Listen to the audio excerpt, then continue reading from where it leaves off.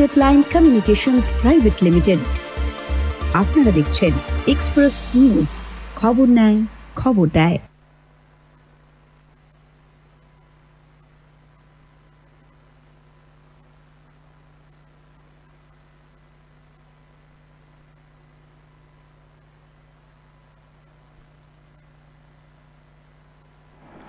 নমস্কার, আমরা ফিরে এলাম বিরতির পর। বিরতির আগে পর্যন্ত আমরা এক অন্য অতিথির সঙ্গে বিভিন্ন বিষয় নিয়ে আলোচনা করেছিলাম এবং আপনাদের সামনে তুলে ধরেছিলাম যে কোন জায়গায় জেলার যে 8টি রাজ্যে যে 8টি লোকসভা কেন্দ্রে নির্বাচন হচ্ছে, সেই লোকসভা কেন্দ্রের নির্বাচনের কি পরিস্থিতি, মানুষ কিভাবে ভোট দিচ্ছে, শান্তিপূর্ণ নির্বাচন না কোথাও কোনো অশান্তির জায়গা আছে, সমস্ত কিছুই আপনাদের সামনে আমরা প্রথম সকাল 8টা থেকে একদম তুলে ধরছি এবং এটা কন্টিনিউ আপনাদের সঙ্গে তুলে ধরবো। আজকেও সেই বিষয়ে আমাদের আলোচনা এবং আজকে প্রত্যেকবারেই আপনাদের সঙ্গে বিশেষ বিশেষ অতিথিরা, নতুন নতুন অতিথিরা আসছে এবং তাদের কাছ থেকেও আমরা বিভিন্ন বিষয় নিয়ে আলোচনা করছি। এই মুহূর্তে আমাদের কাছে আছে বিজেপির নেতা শ্রী চন্দ্রশেখর ব্যানার্জি। চন্দ্রশেখর, স্বাগতম তোমাকে আমাদের অনুষ্ঠানে। একদম কোনো রকম কোনো ভনিতায় না গিয়ে, কোনো অন্য কথায় না গিয়ে একদম যদি আমরা সরাসরি আলোচনায় আসি, তোমার ক্ষেত্রে কি মনে হচ্ছে?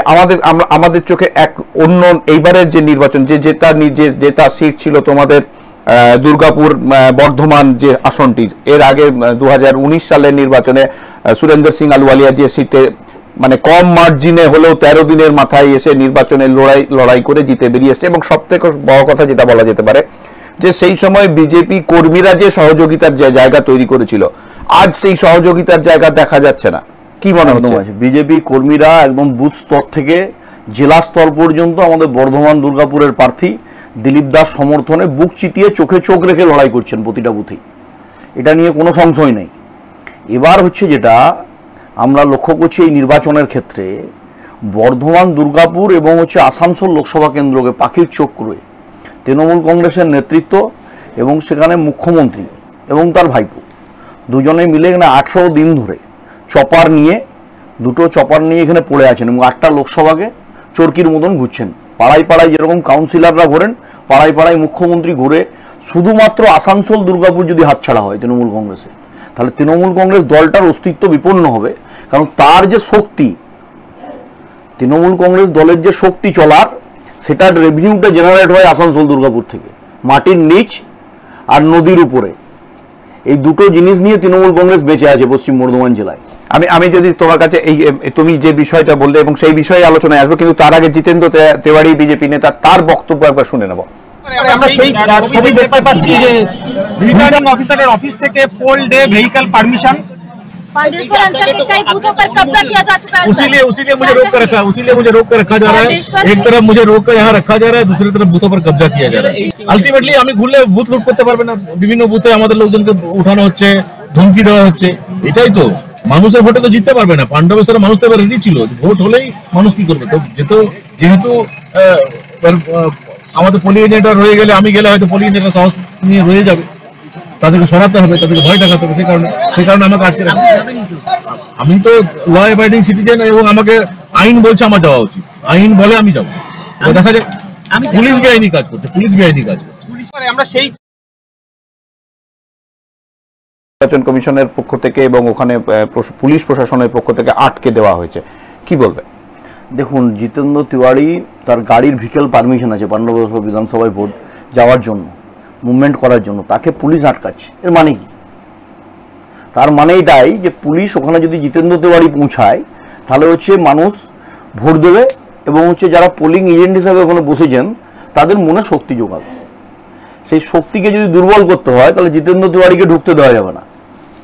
তো আমরা তো প্রথম থেকে জানি এটা, পশ্চিম বর্ধমান জেলার জেলা সভাপতিকে প্রতি মাসে ভাইপোকে মুড়ির টিনে করে মাল দিতে হয়।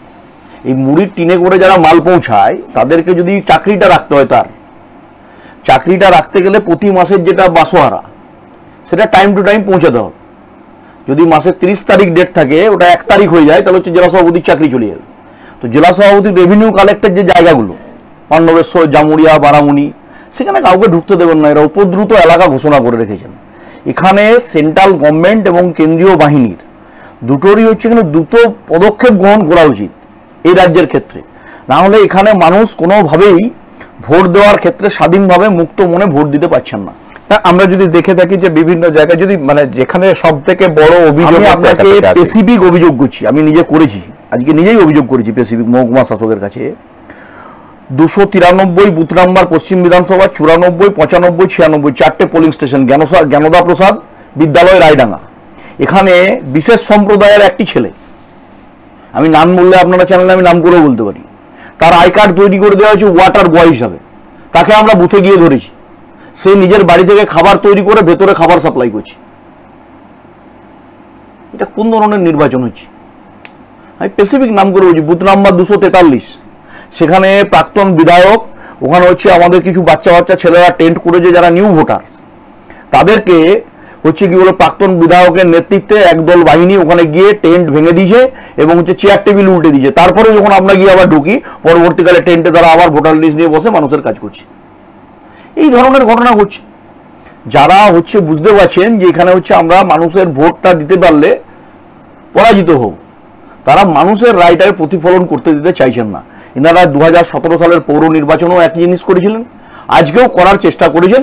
আমরা যেখানে যেখানে আমাদের শক্তি আছে, আমি এটা বলছি না যে আমাদের সর্বত্র শক্তি আছে, যেখানে যেখানে আমাদের প্রতিরোধ করার শক্তি আছে সেখানে আমরা প্রতিরোধ করেছি, মানুষকে সঙ্গে নিয়ে করেছি। সেখানে রেজিস্ট করার ফলে তারা বেরিয়ে গেছে, আর যেখানে আমরা রেজিস্ট করতে পারছি না সেখানে উল্টো রকম হচ্ছে। একটা অভিযোগের জায়গা উঠছে যে ভিড়িঙ্গিতে আপনাদের দলের বিধায়ক লক্ষণ গড়ই কোথাও গিয়েছিল এবং সেখানে তাকে ধাক্কাধাক্কি করা হয়েছে, কিন্তু তার পর মুহূর্তে তার বক্তব্য আমরা শুনিয়েছি এবং সে বলেছে না আমাকে ধাক্কাধাক্কি করা হয়েছে। পর মুহূর্তে আমরা যেখানে দেখা গেছে আমরা সেই জায়গার সিচুয়েশন দেখিয়েছি, কিন্তু সেখানে ধাক্কাধাক্কির কোন রকম কোন পরিস্থিতি ছিল না। বলছি বিধায়ক দুর্গাপুর পশ্চিম লক্ষণ গড়ই, তিনি দুর্গাপুর পশ্চিম বিধানসভার 306টা বুথে ঘুরতে পারেন, তার লিগেল পারমিশন আছে নির্বাচন কমিশন থেকে নেওয়া। কাদের কি অসুবিধা হচ্ছে না আমি বলতে পারছি না। 200 মিটারের মধ্যে উনি গিয়ে যদি এলাকা পরিদর্শন করেন, ক্যাম্প পরিদর্শন করেন, আমাদের কার্যকর্তাদের সাথে কথা বলেন, এটাতে তাদেরই প্রবলেম হচ্ছে যারা অবৈধ কারবারে যুক্ত। আপনি দুর্গাপুরে ভোট কারবারি কারা, এটা আপনাদেরকে প্রথম অনুধাবন করতে হবে। যারা অবৈধ বিল্ডিং নির্মাণ করছে তাদের গায়ে লাগছে, তারা গিয়ে বিধায়ক লক্ষণ গড়ইকে আটকাচ্ছে। যারা অবৈধ জলের সংযোগ নিয়ে হচ্ছে 4 তলার পারমিশন আছে 6 তলা বিল্ডিং বানিয়েছে, তারা গিয়ে লক্ষণ গড়ইকে আটকাতে যাচ্ছে। যারা এখানে হচ্ছে পান্নবেশ্বরের কয়লা দুর্গাপুর থেকে ডিওর প্যাড দিয়ে রাত্রেবেলায় পারাপার করে কিষাম শ্রীবাস্তবরা আছে, তারা হচ্ছে এখানে ভোট কারবারি। এখানে ভোট কারবারি কারা?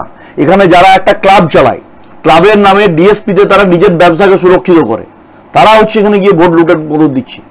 যারা একসময় এখানে কয়লার কারবার করতো, কিষাম মুখার্জি আছেন, এখন হচ্ছেন সিটি সেন্টারের ব্যবসায়ী হয়ে গেছেন, শিল্পপতি সাজিয়ে আছেন মাঝে মাঝে। এইসব শিল্পপতিরা কেউ শিল্পপতি ছিল না, ফাটা পাঞ্জামা পরে ঘুরতো।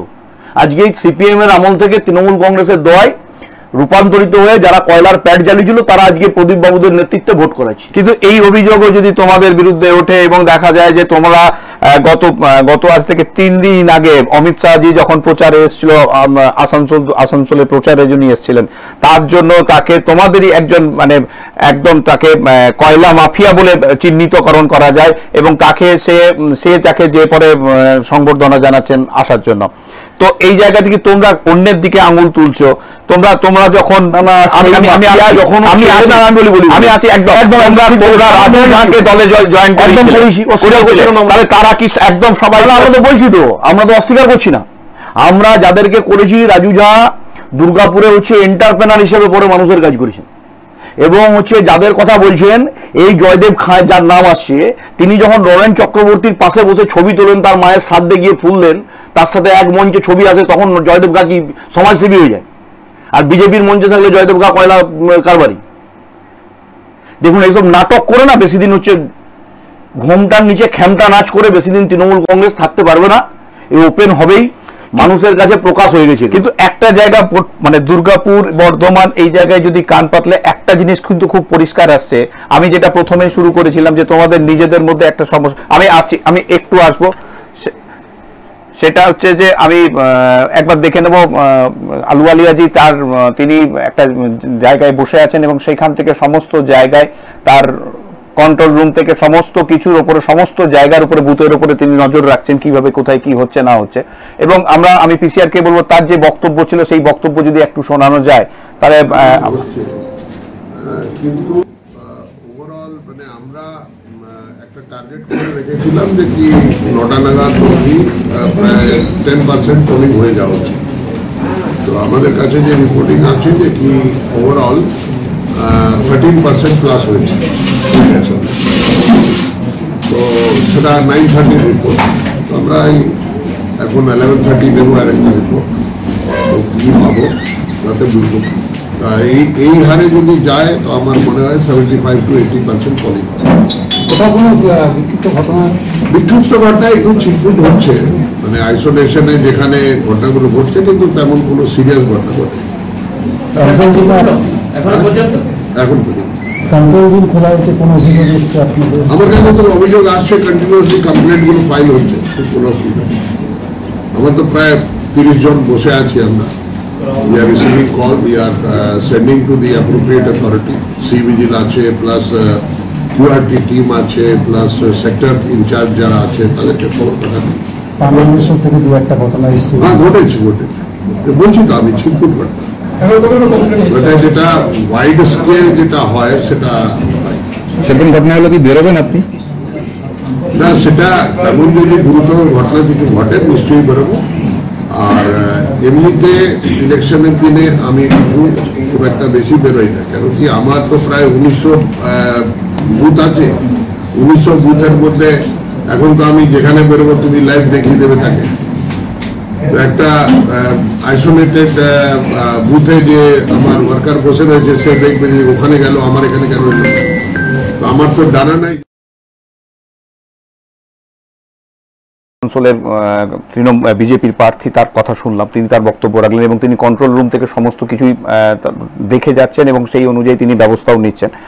কিন্তু যে বিষয়টা আমি তোমার কাছে বলছিলাম যে যেটা হচ্ছে যে একটা জায়গায় যে দুর্গাপুর বর্ধমান যে লোকসভা কেন্দ্র, সেই লোকসভা কেন্দ্রে দেখা যাচ্ছে যদি দিলীপ ঘোষ এখান থেকে জিতে যান এবং তিনি এখানে সাংসদ হয়ে থাকেন, তাহলে এখানে যারা অনেক দিন ধরে বিজেপির যারা পাওয়ার মানে ক্ষমতা ভোগ করছিল তাদের অনেকেরই ক্ষমতা সিজ হয়ে যাবে এবং তারা অলিখিতভাবে বিভিন্ন সময় বিভিন্ন জায়গায় বিভিন্ন নেতৃত্বের সঙ্গে মানে রাজ্য ক্ষমতাসীন দলের নেতৃত্বের সঙ্গে একটা যোগাযোগের মাধ্যম অলরেডি তৈরি করে রেখেছেন।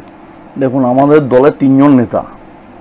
এক হচ্ছে দিলীপ ঘোষ, যিনি হচ্ছেন এই রাজ্যে বিজেপির ফাউন্ডার, প্রতিষ্ঠাতা। বিজেপিকে 2 থেকে 77-এ নিয়ে গেছেন, 2 জন সাংসদ থেকে 18 জন সাংসদে নিয়ে গেছেন।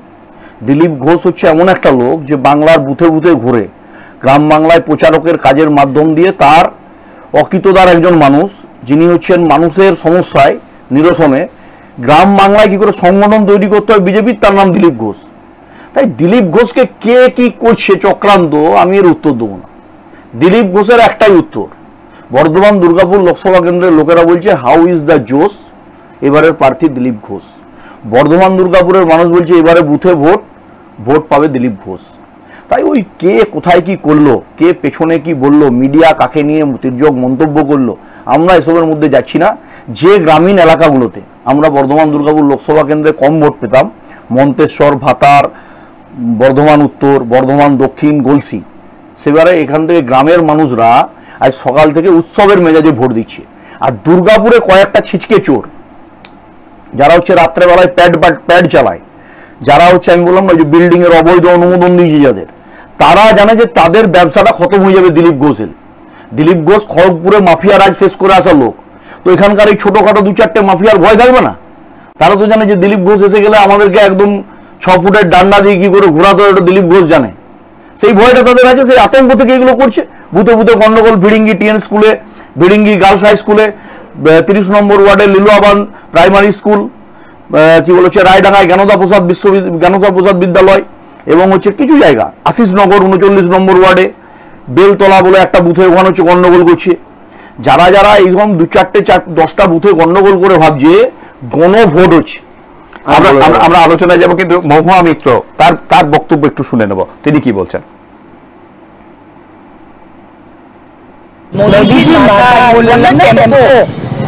তার বাড়িতে এতগুলি টেম্পো এসেছে, রাতের আধার আছে, তার নিজের টেম্পোটা কেটে গেছে।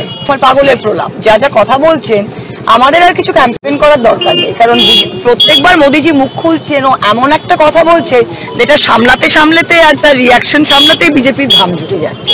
তাই এবার তো আমি বলবো আমার এত পিসফুল আর এত মানে চিল্ড নির্ণয়ের ওপর যেটা আমাদের অভিযোগ, যেটা আমি খুব প্রকাশ্যেই বলেছি, ইলেকশন কমিশনের কোনো অসুবিধা নেই, কারণ এখন এত মানে আপনার প্রজা রাজার সম্পর্ক হয়ে গেছে সব জায়গায়। যখন ইলেকশন কমিশনকে গভর্নমেন্ট অমিত শাহ এবং নরেন্দ্র মোদী 2/3 মেজরিটিকে তাদের নিয়োগ করে, তাতে এটা খুবই স্বাভাবিক যে কোনো এমসিসি ভায়োলেশনে ইলেকশন কমিশন কোনো স্টেপ নেয় না। যেরকম ফর এক্সাম্পল আমরা দেখে আসছি প্রথম 2 দফায় যেরকম সাম্প্রদায়িক কথাবার্তা, যেটা একেবারে এমসিসি ভায়োলেশন। সন্দেশখালী যেরকম এখন দেখানো হয়েছে যে এটা ফেক, এখনো ওটা নিয়ে যে ওরা প্রচার করছে একটা ফেক ঘটনা নিয়ে, তো এগুলো অনেক ওভারঅল এগ্রিজিয়াস ভায়োলেশন হয়েছে, যেখানে ইলেকশন একদম বিতর্কিত রাজনৈতিক নেত্রী, তার কথা শুনলাম বিভিন্ন সময় বিভিন্ন মঞ্চে থেকে থাকলে তার বিতর্ক, তার মুখ থেকে বিতর্ক ছাড়া কিছু বেরোয় না। আমরা আরেকবার শুনে নেব রাজবধূ অমৃতা রায়, আরেকজন প্রার্থী, বিজেপির প্রার্থী, তিনি কি বলছেন।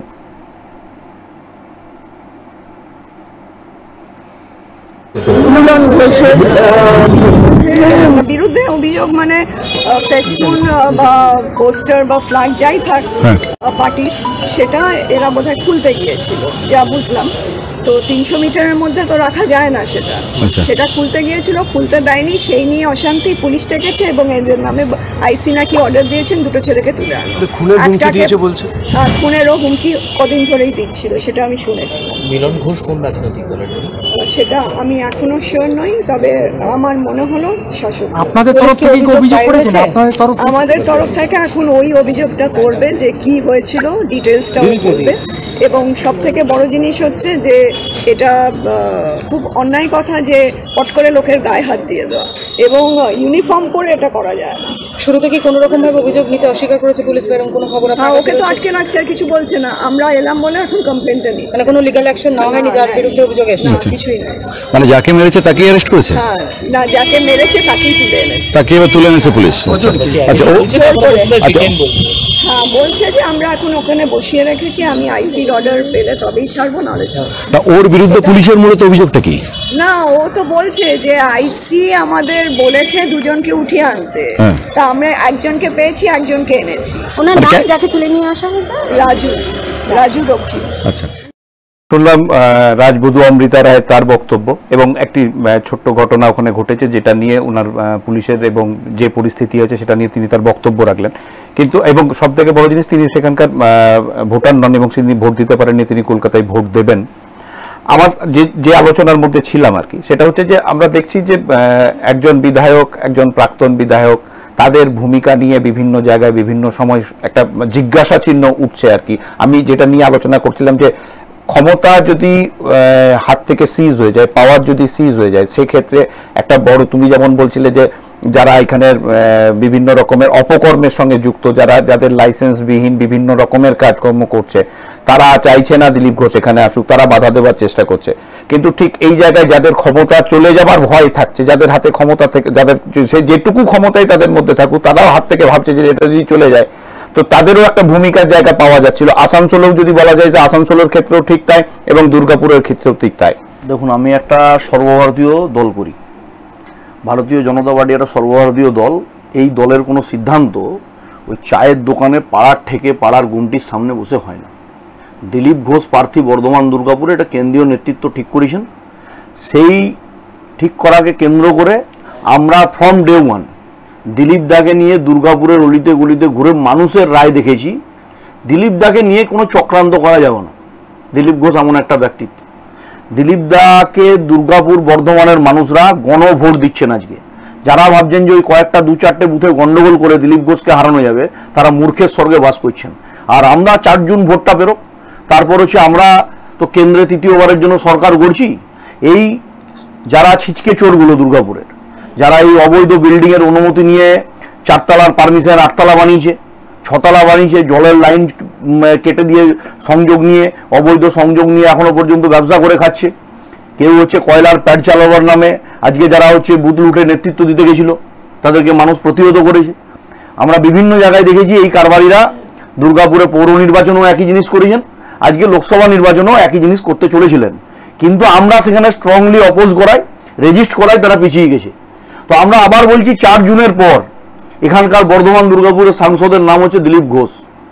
খড়গপুরের মাফিয়ারা যদি ঠান্ডা হতে পারে তো দুর্গাপুরের এই মালজালগুলোর কত ক্ষমতা আছে আমার থেকে ভালো কেউ জানে না। তারা যদি মনে করে কোথাও একটা গোপন বৈঠক করে, গোপন মিটিং করে মন্ত্রীর ঘরে বসে কয়েকটা ক্লাবের লোকদের নিয়ে, কর্মকর্তাদের নিয়ে এই ভোটটা পার করে দেবো, দুর্গাপুরের মানুষ কিন্তু এটা মেনে নেবে না। দুর্গাপুরের মানুষ বারংবার 19 সালের নির্বাচনে এখান থেকে সাংসদ নির্বাচন করেছে বিজেপির, 21 সালে বিধায়ক নির্বাচন করেছে বিজেপির। মানুষ এখানে দুর্গাপুরের মানুষ ইন্টেলেকচুয়াল মানুষ। আমি দুর্গাপুরের মানুষের প্রতি যথেষ্ট আমার আস্থা বিশ্বাস আছে। তারা 16 সালের নির্বাচনেও এখান থেকে তৃণমূল কংগ্রেস শাসক দল কিন্তু জেতেনি, এখানে বাম কংগ্রেস জোটের প্রার্থী জিতেছিল। তাহলে দুর্গাপুরের মানুষকে ধন্যবাদ দেওয়া দরকার। তারা জানে যে কোন সময় কোনটা করতে হয়। তুমি একটু আগে যখন বলছিলে যে তুমি বিভিন্ন জায়গায় আসার আগেও তো বিভিন্ন বুথের কথা বলছিলে, যেখানে আমি নিজে সেই বুথগুলো ছিলাম এবং প্রাক্তন বিধায়ক আমার গাড়ির পারমিশন করে দিয়েছেন ক্যান্ডিডেট। সেই গাড়ির পারমিশন একদম ল অ্যাবাউট পিপুল। আমরা আইন মেনে, সমস্ত নিয়ম কানুন মেনে, আমার সিকিউরিটি পারমিশন, গাড়ির পারমিশন সব সহ বেরিয়ে আমি তবে বুথে বুথে গিয়ে মুভমেন্ট করছি। আমি কোথাও নিয়ম ভেঙে আজ পর্যন্ত বুথের ভেতরে ঢুকিনি। আজকে আমি প্রায় খুব কম হলো এখন পর্যন্ত আমি 80টা বুথ ভিজিট করেছি। আমি যেটা বলছিলাম সেটাই, সেখানে মানুষ কিন্তু ভোট দেওয়ার জন্য লাইনে দাঁড়িয়ে আছেন, আগ্রহী হয়ে আছেন। কিছু জায়গা আমি স্পেসিফিক বললাম তো, যাদের ক্ষমতা চলে যাওয়ার ভয় আছে, যেমন 30 নম্বর ওয়ার্ড, সেখানে দুর্গাপুরের প্রাক্তন বিধায়ক, তার ক্ষমতা চলে যাওয়ার ভয়ে আতঙ্কিত। না আমি ওই 18, 19, 20, 21, 15 নম্বর ওয়ার্ড, এদের হচ্ছে চাকরি চলে যাওয়ার ভয় আছে।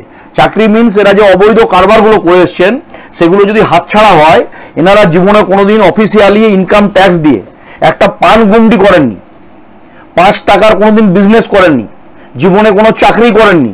তো এই লোকগুলোর কাছে কোটি কোটি টাকার অর্থ সম্পদ এলো কিভাবে? এগুলো তো ভোটের পর তদন্ত হবে না। ভোট এলেই, ভোটের নির্বাচন এলেই, নির্বাচনের আগেই এই তদন্ত বা অভিযোগ আচ্ছা, আপনি যদি বিগত এক্সপ্রেস নিউজ চ্যানেল কোন কোন বিজ্ঞাপন দাতার সংস্থার কাছ থেকে বিজ্ঞাপন নিচ্ছে তা ইনকাম ট্যাক্স ডিপার্টমেন্টকে যদি ডিসক্লোজ করতে হয়, এক্সপ্রেস নিউজের তো আমার তো মনে কোনো অসুবিধা থাকার কথা নেই। তো কোনো অসুবিধা নেই তো। তা একজন রাজনৈতিক নেতা, তিনি তার অ্যাকাউন্টে কোনোদিন 5 টাকা ছিল না, চটের থলি নিয়ে বাজার করতেন, আজকে তার কাছে কোটি টাকা এলো কোথা থেকে? এটা যদি ইনকাম ট্যাক্স ডিপার্টমেন্ট জিজ্ঞেস করে তাহলে কি, তাহলে বিজেপি পাঠাচ্ছে না? তাহলে এজেন্সি পাঠাচ্ছে না, এতদিন করলো না কেন? না করছে তো, করছে বলে তো এই পার্থ চোর, অনুব্রত চোর, বালু চোর এগুলো তো তিহারে আছে, করছে বলেই তো আপনারা আবার তখন বলছেন এজেন্সি পাঠাচ্ছে। আমাদের কাটোয়ার প্রতিনিধি শঙ্কু কর্মকার আমাদের সঙ্গে রয়েছে, আমি তার কাছ থেকে শুনে নেব কি পরিস্থিতি আছে, নির্বাচন কিভাবে হচ্ছে। শঙ্কু, পরিস্থিতি কি আছে, কেমন নির্বাচন হচ্ছে, মানুষ কি সঠিকভাবে তার ভোটাধিকার প্রয়োগ করতে পারছে, না কোনো বিক্ষিপ্ত ঘটনা থেকেই যাচ্ছে? হ্যাঁ, একদমই সকাল থেকে আমরা যেটা দেখেছি, আমরা অগ্রদ্বীপের গাজীপুরে, যেখানে আমাদের বর্ধমান পূর্ব লোকসভা প্রার্থী ইভিএম মেশিনের সমস্যার জন্য ভোট শুরু করতে একটু দেরি হয়েছিল, কিন্তু খুব তাড়াতাড়ি সেই সমস্যার সমাধান করে কিন্তু ভোট শুরু হয়। আর তাছাড়া সেরকম ভাবে কাটোয়ার বিভিন্ন এলাকায় কিন্তু সেরকম ভাবে কোনো সমস্যা এখনো পর্যন্ত নজরে আসেনি। তাছাড়া রবিবার রাতে একটা চিত্তগ্রামে একটা বড় ঘটনা ঘটে, যেখানে এক ব্যক্তিকে নৃশংসভাবে খুন করা হয় বলে জানা গেছে। এবার যেটা পরিবার সূত্রে বা আবার জানা যায় যে তিনি গ্রামেরই একটা অন্য গ্রামের সুধি গ্রাম বলে একটি গ্রাম থেকে বাড়ি ফিরছিলেন। সেই বাড়ি ফেরার প্রায় 1 কিলোমিটারের মধ্যেই তাকে বোমা মেরে তাকে বোমা মারা হয় এবং সেখানে মৃত্যু হয় সেই কর্মীর। তৃণমূলের দিক থেকে বলা, তৃণমূল নেতৃত্বের দাবি যে এটি সিপিএম এর নেতৃত্বের দিকেই অভিযোগ করছে তৃণমূল নেতৃত্ব, কিন্তু সিপিএম কিন্তু এই অভিযোগ অস্বীকার করেছে বলেই জানা যাচ্ছে। অভিযোগ অস্বীকার করেছে এবং অন্যদিকে আমরা যদি দেখি তো তার স্ত্রী তুহিনা খাতুনও কিন্তু অভিযোগ করছে। তার অভিযোগ হচ্ছে যে সে বলছে যে এটা গোষ্ঠী দ্বন্দ্বের জেরেই এই ঘটনা ঘটেছে।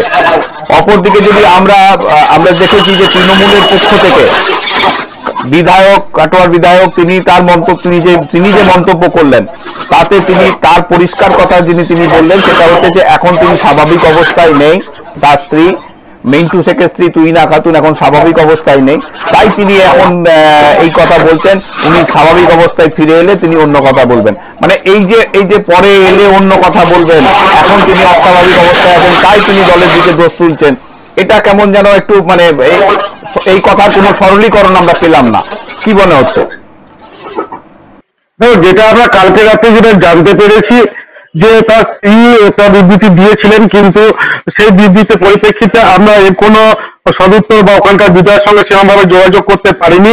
আমরা আজ যেটা জানতে পেরেছি যে এই যে একটু বা এই যে ঘটনার পরিপ্রেক্ষিতে কিন্তু দুজন ব্যক্তিকে আটক করা হয়েছে, তাদেরকে আজকে কাটোয়া মহকুমা আদালতে তোলার কথা আছে, এখনো পর্যন্ত তাদেরকে তোলা হয়নি। তাদেরকে তোলা হলে আমরা পুরোপুরি কি বিষয় বা কি বিষয় বৃত্তান্ত এটা পুরোপুরি জানতে পারবো। এখনো পর্যন্ত যে পার্সেন্টেজ ভোট হয়েছে সেই জায়গায় দাঁড়িয়ে মানুষ কি শান্তিতে ভোট দিচ্ছে না কোনো সমস্যা আছে সেখানে? একদমই শান্তিপূর্ণ ভোটই এখন মোটামুটি কাটোয়া কেতুগ্রামের বিভিন্ন এলাকাতেই হচ্ছে। শুধুমাত্র দেখা গেছিল যে একটা জায়গায় যেখানে হচ্ছে 2 ব্লকের 147 নম্বর বুথে একটু গোলযোগের সমস্যার কারণে কিন্তু ভোট প্রক্রিয়া শুরু করতে একটু দেরি হয়, কিন্তু খুব তাড়াতাড়ি সেই ইভিএম মেশিন ঠিক করার পর থেকেই কিন্তু ভোট পুনরায় চালু হয়েছে বলেই জানা যাচ্ছে। তাপপ্রবাহ আছে, সেখান থেকে নিজেকে একটু বাঁচিয়ে এবং ঠিকঠাক জায়গায় কোথায় কি হচ্ছে না হচ্ছে তার উপর নজর রাখো। আমি আবার তোমার সঙ্গে যোগাযোগে থাকবো। চন্দ্রশেখর, যে বিষয়ের মধ্যে ছিলাম আমরা, সেটা হচ্ছে যে আমি যে জায়গাতে বলছি সেটা হচ্ছে যে প্রাক্তন বিধায়কের তুমি কথা বললে। প্রাক্তন বিধায়ক আগে কংগ্রেস এবং সিপিএম এর জোটের প্রার্থী ছিলেন এবং তিনি বিধায়ক হয়েছিলেন এবং সেখান থেকে তিনি আবার তার পুরনো ফর্মে পুরনো দলে ফিরে যান। কিন্তু তারপরেও এখন বিগত বেশ কিছুদিন সময় দেখা যাচ্ছে তাকেও কিন্তু দল খুব একটা জায়গার মধ্যে রাখেনি। দেখুন, মমতা বন্দ্যোপাধ্যায় হেসে ঘোষণা করে যাচ্ছেন উনি পশ্চিম বিধানসভার দায়িত্বে। 7 দিন পরে সে অরূপ বিশ্বাস মহোদয় ঘোষণা করে যাচ্ছেন সুভাষ মণ্ডল ভাতারের প্রাক্তন বিধায়ক এসবিএসটিসি চেয়ারম্যান দায়িত্বে। দুপক্ষের কারখানার গেট দখলের লড়াই, আর সেই লড়াইয়ের শিকার হচ্ছে সাধারণ ভোটাররা। আজকে 31 নম্বর ওয়ার্ডে ডিপিএলে সেখানে আমাদের স্থানীয় বেকার ছেলেরা 15 দিন কাজ পায়, আর মলয় ঘটকের লোকরা আসানসোল থেকে এসে ডিপিএলে 26 দিনের কাজ পায়। এখানে কিন্তু আমরা প্রাক্তন বিধায়ককে লড়াই করতে দেখতে পাই না, এখানে এসবিএসটিসি চেয়ারম্যান সুভাষ মণ্ডলকে লড়াই করতে দেখতে পাই না মানুষের হয়ে। কিন্তু আজকে যখন ভোট হচ্ছে, যারা 15 দিন কাজ পাচ্ছে সেই মানুষদেরকে তারা যখন ভোটের লাইনে দাঁড়িয়েছে তাদেরকে হচ্ছে বিজেপি বলে প্রোটেস্ট করে কলার ধরে একজনকে মারা হয়েছে নেপালিপাড়া হিন্দি হাই স্কুল।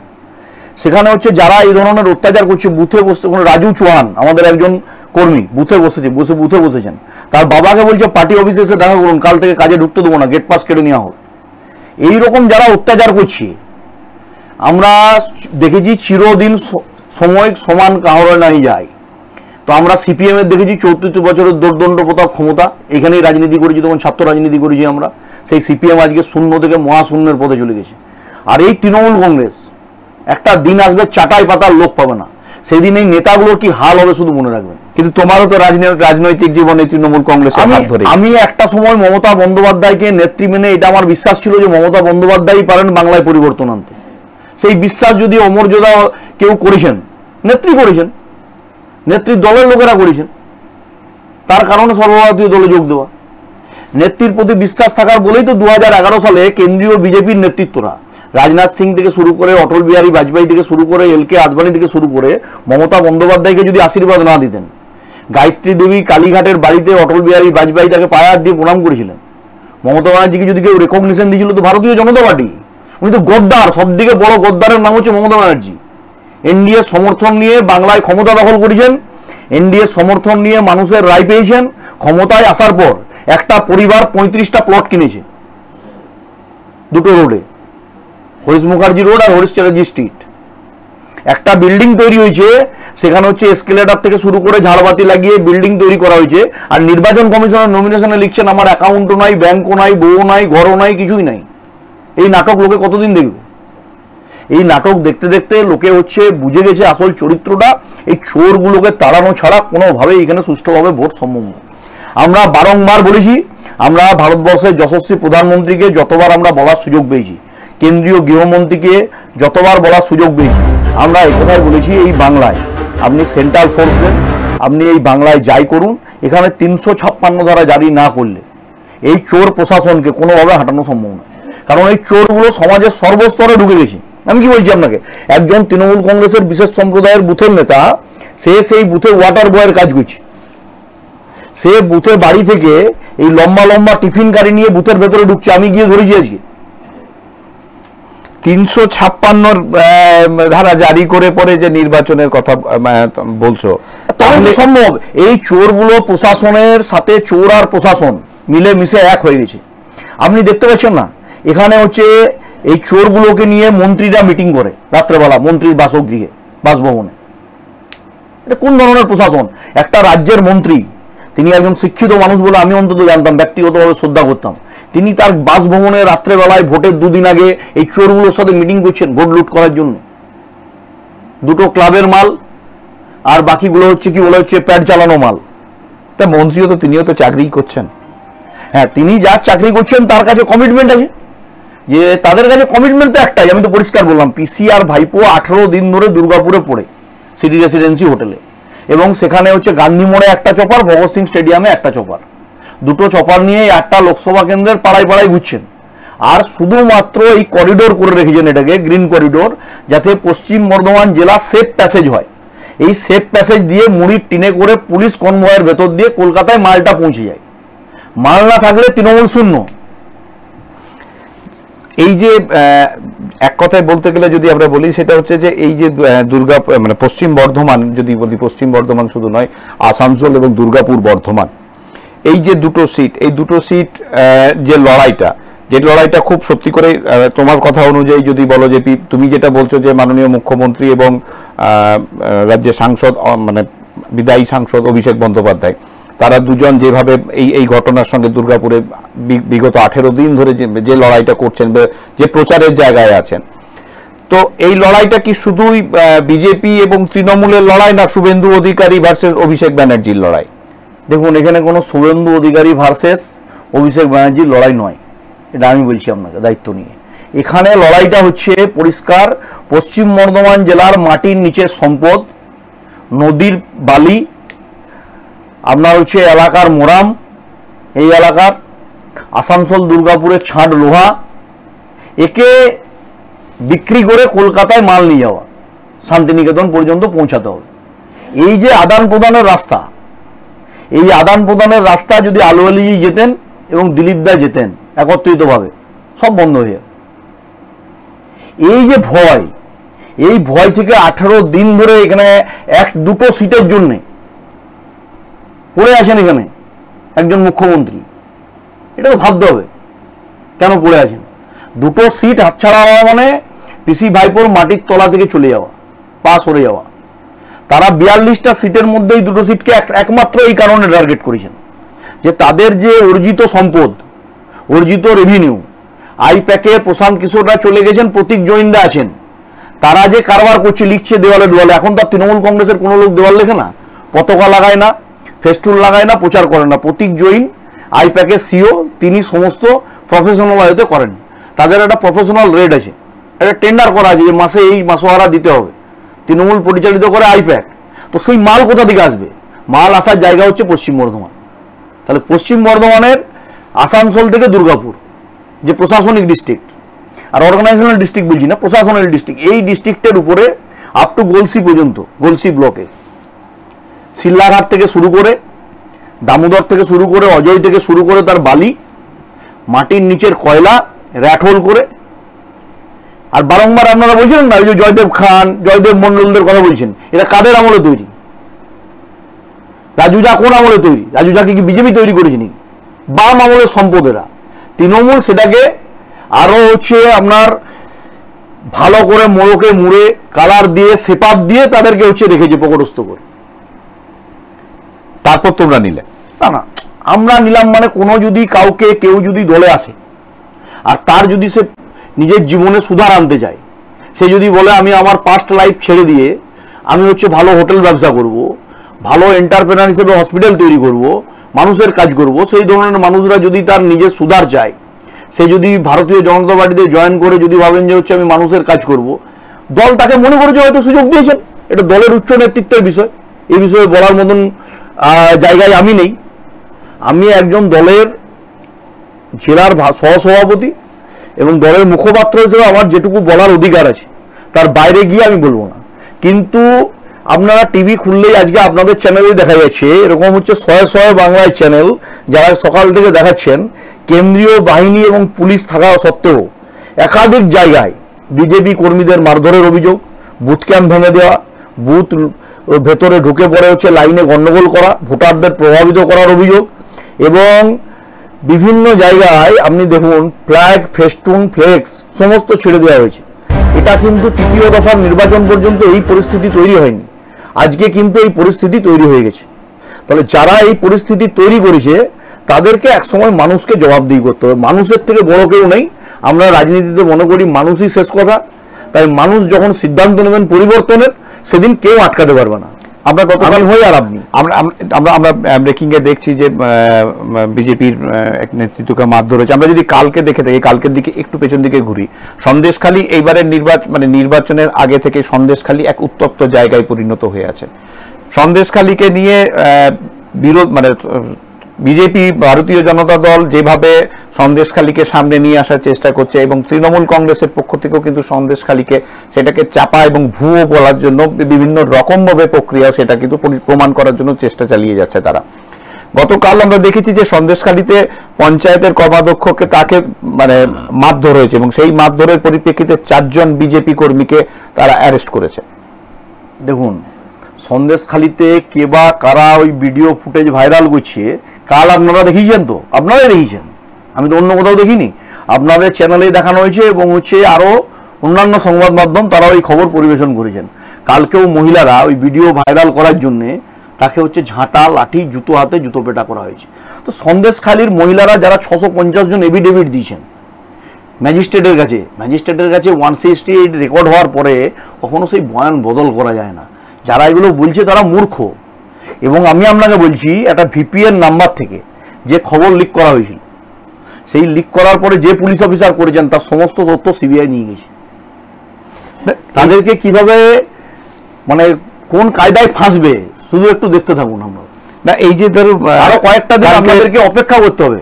এখনই এটা আপনাকে সামাপ করলে হবে না, এটার জন্য আরো কিছুদিন ওয়েট করতে হবে।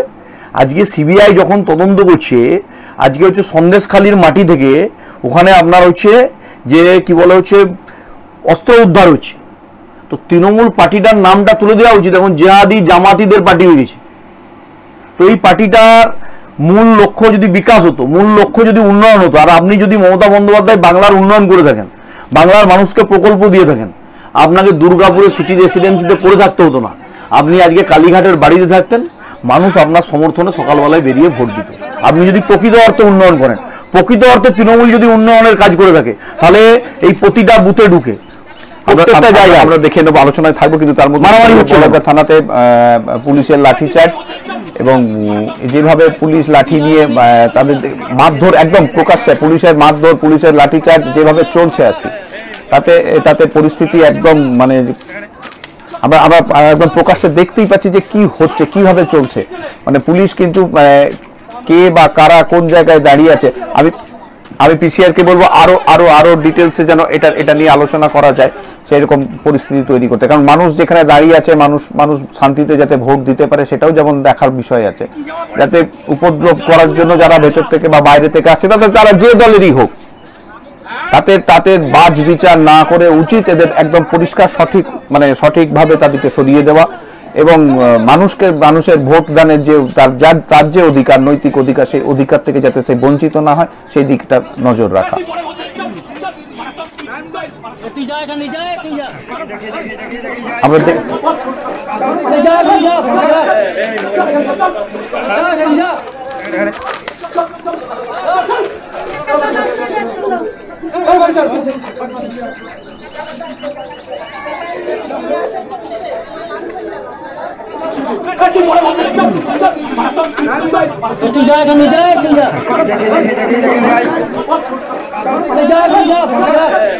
আমরা আমরা দেখলাম ও কিন্তু লাইনে দাঁড়িয়ে ছিল, কোন রকম কোন একজন ভোটার সে তার প্রার্থীকে ভোট দেওয়ার জন্য ভোটার আইডি কার্ড নিয়ে নির্বাচন কমিশনের নিয়ম বিধি মেনে ভোটের লাইনে দাঁড়িয়েছে। একদম। এই পুলিশ তাকে প্রকাশ্যে চড় মারছে, প্রকাশ্যে লাঠিপেটা করছে। পুলিশের এই অধিকার আছে নাকি?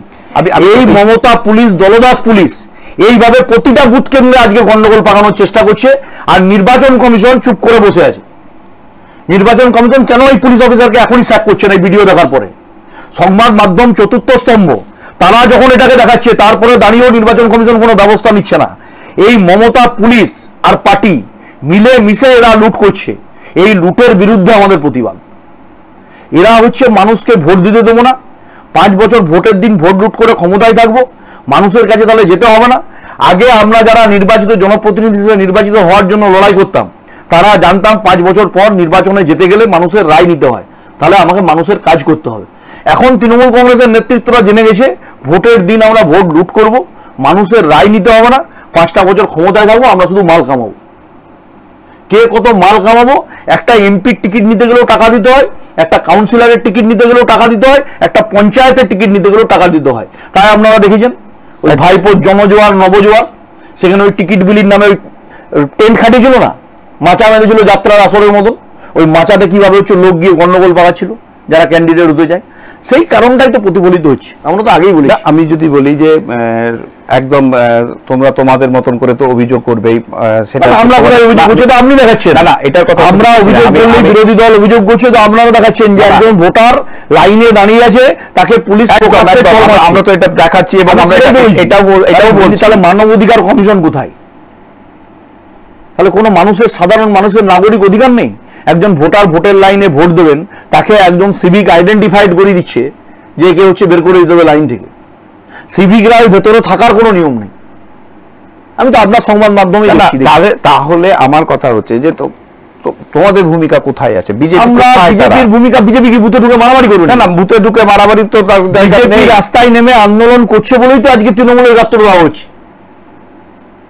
বিজেপি প্রকৃত এতে আন্দোলন করছে বলেই তো এই জায়গায় গিয়ে পৌঁছেছে। বিজেপির 3 জন নেতা, দিলীপ ঘোষ, সুরেন্দ্র অধিকারী, সুকান্ত মজুমদার, এই ত্রিফলা আক্রমণে পিসি ভাইপো আজকে কাট হয়ে গেছে, তাই তারা ভয় পেয়েছে। তাই এই 3 জন নেতৃত্বকে যেমন ভয় পাচ্ছে, তার সাথে যে যে কার্যকর্তারা চোখে চোখ রেখে বুথে লড়াই করছে, মাটি কামড়ে সকাল থেকে ক্যাম্প তৈরি করেছে, কাল রাত্রি থেকে ফ্ল্যাগ ফেস্টুন মেলেছে, কাল রাত্রি থেকে চেন মেলেছে, তারা যখন ক্যাম্পে গিয়ে দেখছে যে সকালবেলা রাত্রেবেলা যা ফ্লেক্স ফেস্টুন লাগিয়েছি, চেন লাগিয়েছি, একটাও নেই, ছিঁড়ে ফেলে দিয়েছে, তারপরেও তারা মনোবল শক্ত করে গায়ে জোর রেখে তারা বুথে বসেছে। কেউ যদি কারখানায় কাজ করে তার গেট পাস কেড়ে নেওয়া হবে। আপনি বালাজিতে চলে যান, আজকে বালাজির ভোটারদের বলেছে বেতন দেওয়া হবে না।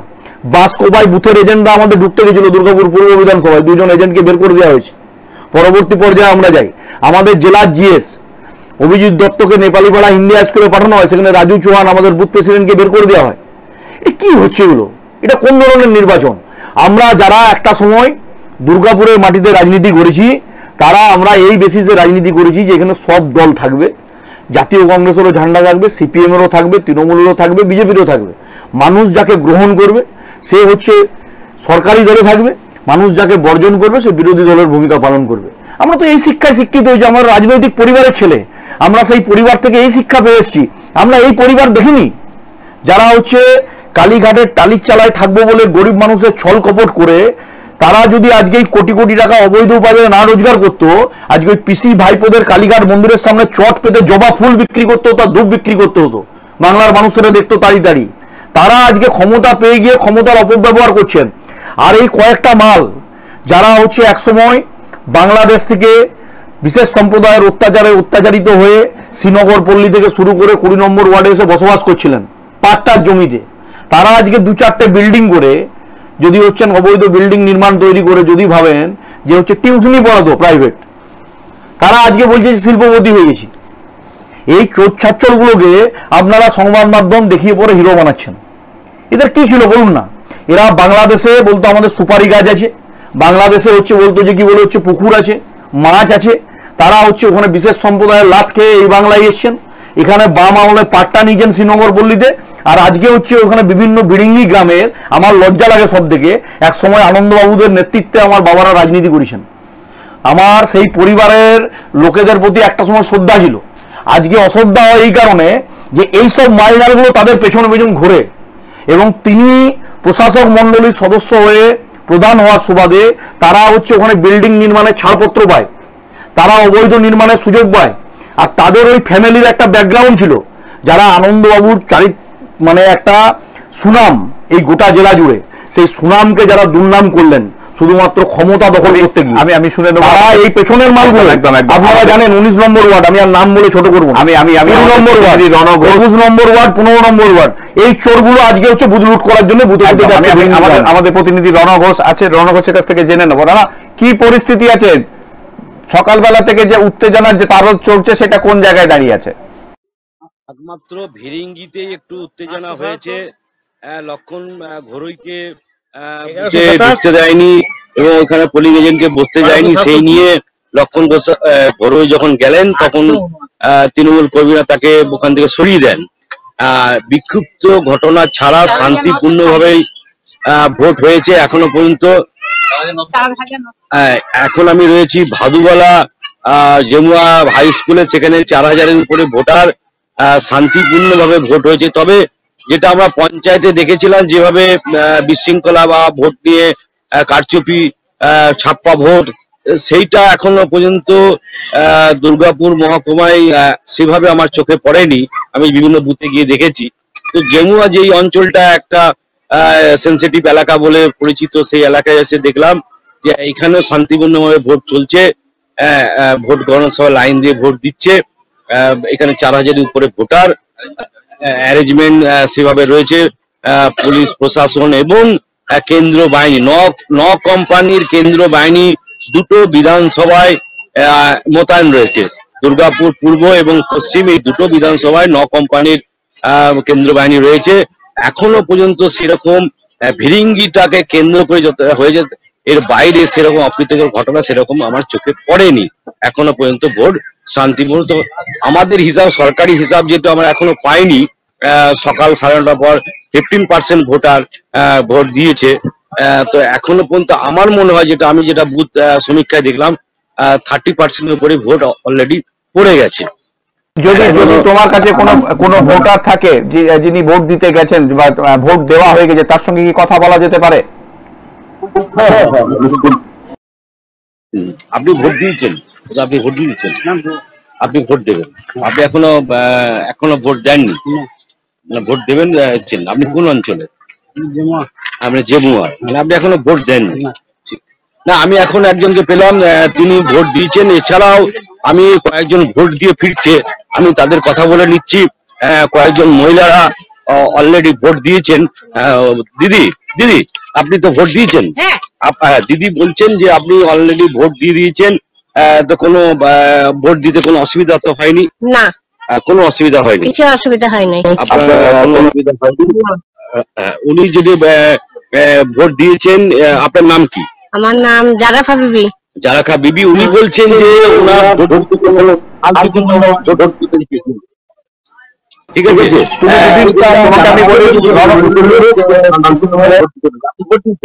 হ্যাঁ, ইনিও একজন আছেন, ভোট দিয়েছেন। আপনি ভোট কখন দিলেন? এখনই কেমন ভোট কেমন হলো? শান্তিপূর্ণভাবে চলছে। শান্তিপূর্ণভাবে চলছে, মানে কোনো অপ্রীতিকর ঘটনা ঘটেনি? আচ্ছা, সব পার্টির পলিং এজেন্ট রয়েছেন এখানে? সিপিএম, তৃণমূল, বিজেপি সবাই রয়েছে? সবাই রয়েছে এখানে, সব পার্টির পোলিং এজেন্টই রয়েছে। জেমুয়া ভাদুয়ালা এটা বড় একটা ভোটার, প্রচুর ভোট সংখ্যা এখানে ভোটার রয়েছে। তো এখানে শান্তিপূর্ণভাবে ভোট হচ্ছে। এখানের বাসিন্দা, তিনি ভোট দিয়ে বেরিয়ে এলেন। আর একজনও বললেন, আপনার নাম কি? আমার নাম আমিন খান। আমিন খান, তিনি বলছেন যে ভোট শান্তিপূর্ণভাবে এখানে হচ্ছে। জেমুয়ালা ভাদুয়ালা স্কুলে শান্তিপূর্ণভাবে ভোট চলছে। তো আরো যে জায়গাগুলি আছে বিভিন্ন বুথের উপর নজর রাখো, কোথায় কি হচ্ছে, কোথাও মানে যেখানে যেখানে সমস্যা হবে সেটাও যেমন আমাদের তুলে ধরার দরকার, ঠিক সেই রকমই শান্তিপূর্ণভাবে যেখানে যেখানে নির্বাচন হচ্ছে সেটাও কিন্তু মানুষের কাছে তুলে ধরা দরকার আছে। ঠিক আছে, তুমি থাকো, তোমার সঙ্গে আবার আমি যোগাযোগে থাকবো।